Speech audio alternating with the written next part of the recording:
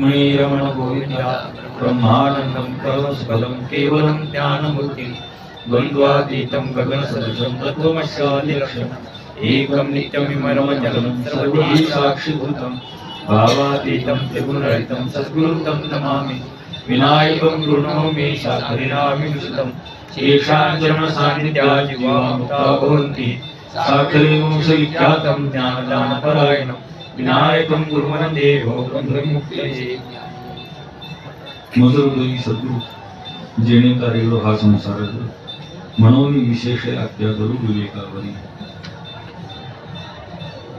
ग्रंथराज ज्ञानेश्वरीच्या मंगलाचरणांमध्येही बोलू. हा चाललेला जो सोहळा आहे तो माऊलींच्या संजीवन समाधीचा सोहळा. त्रयोदशीला समाधीचा दिवस आहे. बहुतांश ठिकाणी त्रयोदशीला काला होतो आणि काही नियमाच्या ठिकाणी अमावस्येला काला केला जातो. म्हणजे अष्टमी ते अमावस्या असा काही ठिकाणी सप्ताह केला जातो. त्यातला आज हरिगिरी म्हणजे एकादशीचा मुख्य दिवस आहे. माऊली ज्ञानोबा आहे आपल्या सद्गुरूंच्या विषयी काही वर्णन करतात. दोन गोष्टींचा उल्लेख माऊलींनी या ओळीमध्ये केलेला. त्यातले एक आहे सद्गुरू आणि दुसरा आहे विवेक. या दोनही गोष्टी परमार्थाच्या दृष्टीने प्राथमिक अवस्थेमध्ये प्राप्त होणं अतिशय महत्वाचं आहे. परमार्थाच्या प्राथमिक अवस्थेमध्ये सद्गुरूंची भेट झाली पाहिजे आणि परमार्थाच्या प्राथमिक अवस्थेमध्ये विवेक उत्पन्न झाला पाहिजे. विवेकरहित परमार्थ हा शून्य किमतीचा आहे आणि त्याचप्रमाणे सद्गुरूंशिवाय केलेला परमार्थ हा शून्य किमतीचा आहे.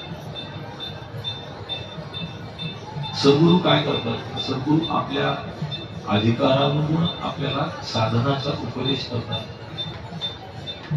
आणि विवेक काय करतो? तर विवेक आपल्याला अनित्य वस्तूच्या प्राप्तीची चित्तामध्ये असणारी इच्छा निवृत्त करतो.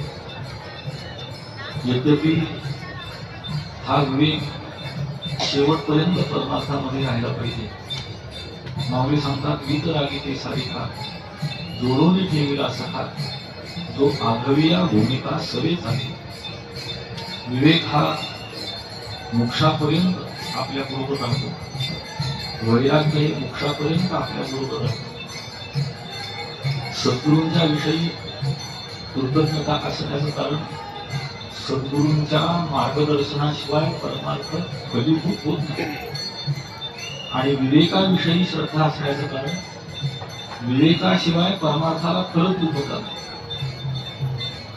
म्हणून जगद्गुरू सांगतात, विवेकासहित वैराग्याचे गुण धगधगीत ज्वाळा अग्निदेशा.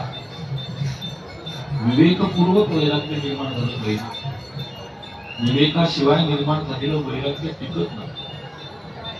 गुरुदेव महाराज सांगतात, स्मशानांमध्ये जेव्हा लोक बोलतात तेव्हा संतांच्याही पुढचं बोलतात, इतकं बोलतात, परंतु ते वैराग्य टिकणार नाही. एक श्लोक असा आहे, भोजनांते स्मशानांते मैथुनांतेच या मती.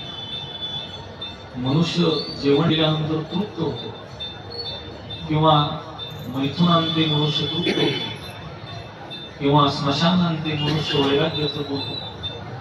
पण अडचण अशी आहे की सा मती यदि नित्यास्या, ती मती नित्य राहिली पाहिजे. पण ती नित्य राहिली नाही, क्षणभर राहते आणि क्षणभरानंतर पुन्हा मनुष्य आपल्या देहभावावर येतो. आणि केवळ देहभावावर येत नाही तर आपल्या चित्तामध्ये असणारा जगताविषयीचा सत्यत्वाचा भ्रम त्याच्या सहित तो पुन्हा आपल्या देहवृत्तीवर येतो. सांगण्याचं तात्पर्य, विवेक हा परमार्थामधला मूलभूत आहे आणि सद्गुरूंची भेट ती सुद्धा परमार्थामध्ये मूलभूत आहे. आपण आपल्याच बुद्धीने जर परमार्थ करू लागलो तर त्या परमार्थामध्ये फलाविषयीची निश्चितता ही सांगता येत नाही. पण जर आपण सद्गुरूंच्या मार्गदर्शनामध्ये परमार्थ करू लागलो तर मात्र आपल्या परमार्थाला निश्चित फरक होत आहे. हल्लीच्या कीर्तन प्रवचन करणाऱ्यांमध्ये स्वयंघोषित लोकांची संख्या अधिक. गुरु परंपरेमध्ये संप्रदायपूर्वक अध्ययन केलेले आहे अशा लोकांची फार मोठी भीड. आणि त्याचा परिणाम असा की संपूर्ण समाज दिशाहीन झालेला आहे.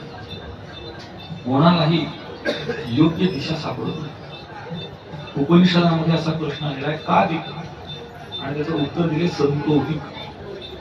कोणत्या दिशेनं जावं, परमार्थ कोणत्या दिशेने करावा? उपनिषदकार सांगतात, संतांनी सांगितलेल्या दिशेने जावं, संतांनी सांगितलेल्या दिशेने परमार्थ करावा. संत आपल्याला आपल्या स्वरूपाची ओळख करून देतात. आपली आत्मस्वरूपाशी असलेली अनोळख संतांच्या मार्गदर्शनाने भेटते. कारण अज्ञानाचं स्वरूप सांगताना मावली असं लिहितात, आपलं आपण पहिला विसरू रोधनया ते चिरूपया अज्ञानासी. अज्ञानाचं स्वरूपच मूलतः स्वतःच्या स्वरूपाचं विस्मरण होत नसतं. आणि म्हणून सद्गुरू जेव्हा आपल्याला भेटतात तेव्हा आपलं स्वतःचं भगवंताचं स्मरण करून घेण्याचं काम ते करतात. म्हणून जगद्गुरू एके ठिकाणी असं सांगतात, आता तोच एक जाणा नारायणा स्मरण. भगवंताचं स्मरण करून येणारे. किंवा जगद्गुरू तुकोबरायांनी मागताना सुद्धा असं मागितलेलं आहे की हे भगवंता, तुझ्या पायी पडलेली मिठी आता सुटू नये. माझ्या अंतर्बाह्य भगवंताचीच व्याप्ती व्हावी. तुका म्हणे देह घडला विठ्ठले, काम क्रोधे केले घडते. अशा अवस्थेला प्राप्त होण्यासाठी गुरु संप्रदायपूर्वक, गुरु शरणागतीपूर्वक अध्ययन झालं पाहिजे. सगळ्यांना गोष्ट माहीत आहे. संत परीक्षक गोरोबकाकांनी जेव्हा सगळ्यांची परीक्षा घेतली तेव्हा सगुण साक्षात्कारी असलेले भक्तश्रेष्ठ नामदेवराय यांना उपलक्षून, यांना उद्देशून गोरोबकाका म्हणतात की हे मडकं अजून कच्च आहे. याचा अर्थ भगवंताचा सगुण साक्षात्कार जरी झाला तरी सुद्धा सद्गुरूंच्या मार्गदर्शनाशिवाय, सद्गुरूंच्या भेटीशिवाय त्या परमार्थाला फलक रूपता प्राप्त होत नाही. म्हणून माऊली सांगतात, मूल हृदयी सद्गुरू जेणे काढलो हा संसार गुरु. या संसारामधून मी ज्यांच्या कृपेनं बाहेर पडलो, ज्यांच्या कृपेनं करून गेलो. ज्ञानदेव म्हणे करलो तरलो, आता उद्धरिलो गुरु कृपे. या गुरूंच्याच कृपेने मी या संसार सागरातून करून बाहेर पडलो, संसार सागराच्या पलीकडे आलो. म्हणून माझ्या हृदयामध्ये सद्गुरूंच्या विषयी असणारं स्थान हे आढळ स्वरूपाचं आहे. म्हणून मज हृदयी सद्गुरू जेणे काढलो हा संसार होतो. आणि दुसरी गोष्ट अशी की सद्गुरूंच्या कृपेने काय घडलं तर माझ्या चित्तामध्ये विवेक निर्माण झाला. विवेकाची परिणती वैराग्याच्या निर्मिती होते.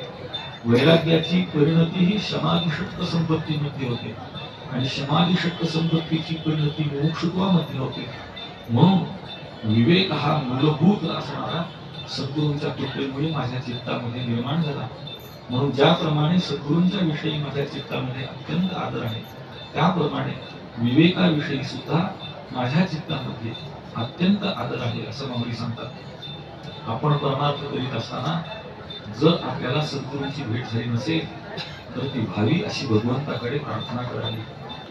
जर आपल्या चित्तामध्ये विवेक उत्पन्न झाला नसेल तर तो निर्माण व्हावा अशी भगवंताकडे प्रार्थना करायची. आणि सद्गुरूंची भेट आणि विवेकाची उत्पत्ती या दोन गोष्टी जर आपल्या बाबतीमध्ये घडतील तर आपला मोक्ष निश्चित आहे.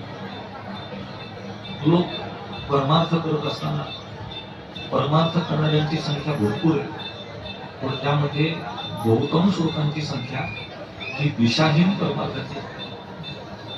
आळंदीला येऊन करायचं काय हा फार मोठा प्रश्न त्यांच्या समोर. गळ्यामध्ये जरी तुळशीची माळ असली तरी आळंदीला आल्यानंतर काय केलं पाहिजे. पूर्वी माझ्या बालपणी मी जेव्हा पाहिलं तेव्हा वारकरी इतके निष्ठावान असत की इंद्रायणीचं स्नान, कीर्तनप्रवचनाचं श्रवण, माऊलीचं दर्शन याच्याशिवाय दुसरं काही करत नव्हते. आता आळंदीमध्ये आल्यानंतर एवढ्या गोष्टी सोडून बाकी सगळं करणाऱ्यांची संख्या भरपूर आहे. इंद्रणीचं स्नान करत नाही, कीर्तन प्रवचनाचं श्रवण करत नाही आणि माऊलींचं दर्शन घेत नाही. या 3 गोष्टी सोडून बाकी सगळं करतात. त्यांना आळंदीमधला जमिनीचा भाव माहिती आहे, कापडाचा भाव माहिती आहे. पण या आळंदीमध्ये असलेल्या माऊली ज्ञानोबा यांच्या दर्शनाला मात्र ते जात नाही. अशाची वारी ही व्यर्थ आहे. त्याप्रमाणे मनुष्य जन्माला आल्यानंतर परमार्थ करीत असताना माऊली सांगितलं, गुरुविण अनुभव कैसा कैसा. गुरुशिवाय अनुभवाची प्राप्ती होत नाही, गुरुशिवाय मोक्ष होत नाही. गुरु बिनोद कोण बतावे बाट, बडा बिकट जन्म घाट. गुरुच्या मार्गदर्शनामध्ये आपल्या चित्तामध्ये जर विवेक निर्माण होईल, वैराग्य निर्माण होईल, तर मात्र आपल्या मोक्षाची निश्चिती आहे. त्या विवेक वैराग्याची उत्पत्ती, आपल्या अभिव्यक्ती आपल्या चित्तामध्ये व्हावी आणि सद्गुरूंची भेट व्हावी. त्या सद्गुरूंच्या मार्गदर्शनामध्ये आपला परमार्थ सफल व्हावा, अशी माऊली ज्ञानोबा यांच्या चरणी प्रार्थना करून वारीला विराम.